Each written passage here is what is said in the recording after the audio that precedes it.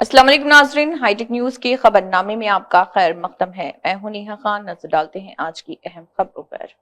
BRS MLC के कविता ने महात्मा ज्योतिबा फूले के जन्मदिन के मौके पर गुड्डे मलकापुर में वाक़ महात्मा ज्योतिबा फूले के मुजस्समे की गुलपोशी की और तेलंगाना हुकूमत से मुतालबा किया है कि वो तेलंगाना असम्बली में महात्मा ज्योतिबा फूले का मुजस्समा नाफिज करे, यानी कि नस्ब करे। बसूरत दीगर बीआरएस पार्टी जद्दोजहद करेगी। इस मौके पर BRS leader T Jeevan Singh ने मीडिया से बात करते हुए तफसीलात बताई। आइए देखते हैं हाईटेक न्यूज चैनल की यह खास रिपोर्ट।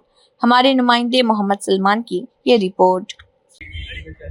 बीसीओ के अर्दिल अजीज रहनुमा जो बीसी के अवाम के लिए हमेशा काम करने वाले ज्योतिराव फूले जी, इनके आज के इस जन्मदिन के जो सालगिरह है उसके खुशी के मौके पर कलवा कविता जी और निरंजन बीसी कमीशन चेयरमैन तमाम चीफ गेस्ट यहाँ पर आए थे।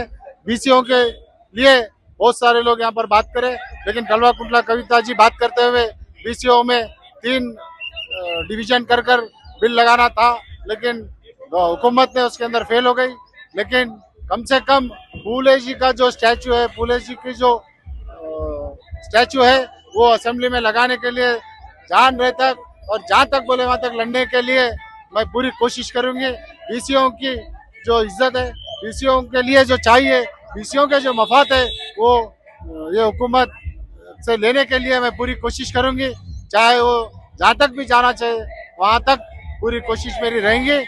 टैंक बंड में लगाने के लिए हम खुश है, लेकिन असेंबली में इनकी जो स्टैचू है लगाना जरूरी है। जय तेलंगाना, जय किसान। మరి జ్యోతి బాపులే గారి 198వ జయంతోత్సవాలను మరి బీసీ ఐక్య వేదిక అయిన కార్యవాన్ నుంచి మాకు ఆహ్వానం పలికినందుకు బీసీ ఐక్య వేదిక కార్యవాన్కి కృతజ్ఞతలు చెప్తున్నాం।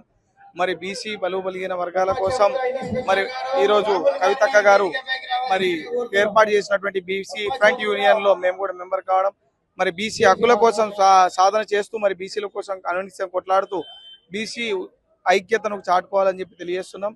మేము కిషన్బాగ్ డివిజన్ నియోజకవర్గం నుంచి బహదూర్పుర నియోజకవర్గం నుంచి కిషన్బాగ్ డివిజన్ లో ఈ కార్యక్రమాన్ని మనం ఎంతో ఘనంగా జరుపుకున్నాం। అక్కడికి నుంచి ఇక్కడికి వచ్చి కవితక్క గారికి మా వంతు సాయం కింద వారితో మేము మమేకమై బీసీల కోసం పోరాటం చేస్తామని తెలియజేస్తున్నాం। జై బీసీ, జై భీమ్। ఇప్పుడే జబ్బలు జారేస్తే 42% రిజర్వేషన్ కూడా అటే పోతుంది కాబట్టి అసెంబ్లీలో పెట్టిన 42% బిల్లు పాస్ కావాలి, పూలే విగ్రహం కూడా రావాలి। దాంతో పాటు ఇంకొక మాట, కారవాన్లో ఇప్పుడు నా దగ్గర లిస్ట్ ఉన్నది 61 పేర్లు, అందరి పేరు కూడా నేను చదువుతా, ఎందుకంటే ఈ ఒక్కొక్క పేరు ఒక్కొక్క కుల సంఘానికి సంబంధించిన నాయకుడు। సో ఇవాళ మేము అడిగేది ఏంటంటే బీసీలు అంటే 1-2 కులాలు కాదు, 120 కులాల పైచిరికి వాళ్ళందరినీ కలిపి మనం బీసీ సమాజం అంటున్నాం। మరి ఇవాళ అటువంటి బీసీ సమాజంలో ఈ ప్రభుత్వం ఏం చేసింది, లెక్కలు పెట్టినాం అంటుంది।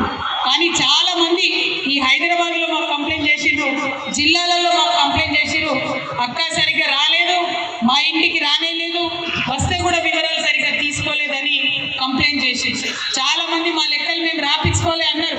మరి అందుకని నేను ఇవాళ ప్రభుత్వాన్ని మీ అందరి ముందు ఒక విషయం అడగదలుచుకున్నా, మీరు లెక్కలు పెట్టిన